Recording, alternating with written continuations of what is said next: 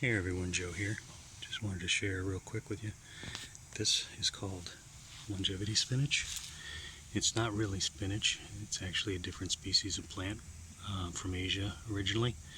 It's incredibly good for the body. It's full of nutrients, full of all kinds of wonderful things, and you can eat it raw. You can just take the young leaves, eat them like this, rinse them off and eat them, put them in salads, put them in soups. You can cook them any way you would normally make a spinach. And the other really nice thing about it is not only is it really good for you, it grows like a weed.